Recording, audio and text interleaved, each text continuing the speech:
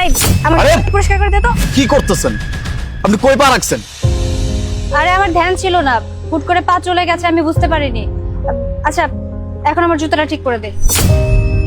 আপনার কি মনে হয় ম্যাডাম, আপনি আমার লগে যে আচরণটা করছেন তারপরেও আপনার স্যান্ডেল আমি ঠিক করে দিব, এটা আপনার মনে হইল আমি ঠিক করতে পারবো?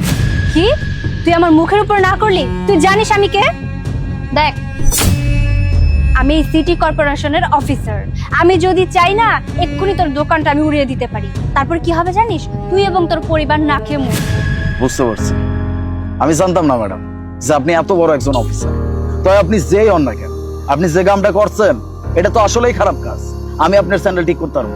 এই শোন, ঠিক আর ভুলের পাঠটা না আমাকে পড়াতে আসিস না। আমি খুব ভালো করে জানি যে তোদের মতো মানুষদের সাথে কিভাবে আচরণ করতে হবে। আর তোরা তো হচ্ছিস ছোট লোক। আমরা বড়লোকরা ছোট লোকদের সাথে কিভাবে আচরণ করতে হয় সেটা আমি খুব ভালো করেই জানি। আর একটা কথা, আমরা বড়লোকরা যখন ছোট লোকদের সাথে আচরণ করব সেটা খুব ভালোভাবে মেনে নিতে হয়, বুঝলি? এখন নে, কথা না বলে আমার জুতাটা পরিষ্কার কর।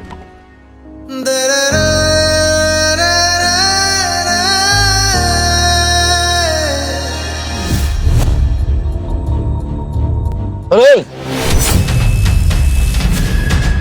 তোর সাহস কিভাবে হয় ম্যামের গায়ে পা রাখার? আমি তো সেইটাই করতেছি যেটা তোর ম্যাডাম আমাকে শিখেছে। এক সেকেন্ড, তুই সেই মুচি না যে অন্য কোথাও বসিস? আজকে এখানে কি করছিস? তাও কিনা প্যান্ট শার্ট করে। ভাই দেবী, এগুলো কোথা থেকে ভাড়া করলি বলতো? এক্স্যাক্টলি, ঠিক চিনতে পারছেন। আমি সেই মুচি, তবে এখন আমি আর মুচি নেই, এখন আমি ম্যাজিস্ট্রেট। আর আপনি আমার আন্ডারে আছেন। What? আপনি আপনি নতুন চার্জ নেওয়া সেই মিস্টার আলিফ? জি হ্যাঁ।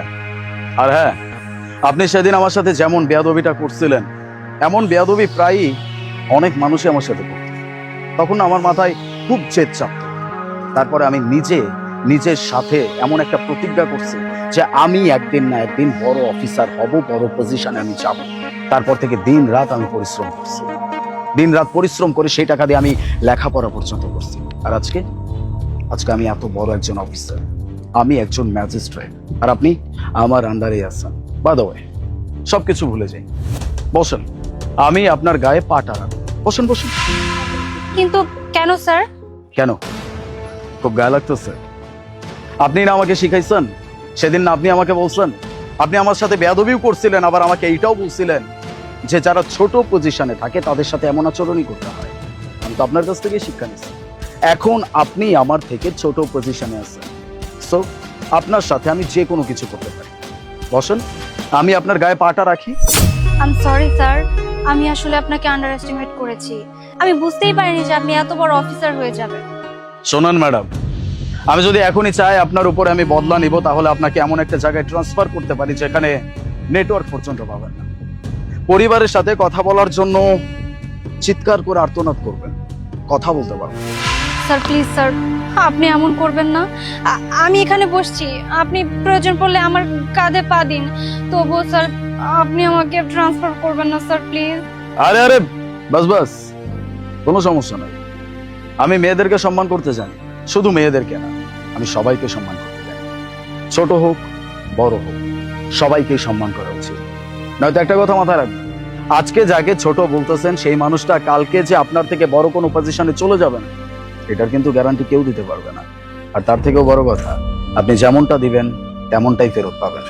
কারণ বদদোয়া কখন কোথায় কিভাবে লেগে যায় এটা কিন্তু কেউ বলতে পারে না। So be careful for next time. One more thing, কথাটা মাথায় রাখবেন, নেক্সট টাইম যদি এমন কোনো ব্যবহার আমি অন্য কারোর সাথে দেখছি, সেদিন কিন্তু সোজা জঙ্গলে ট্রান্সফার করে দিই।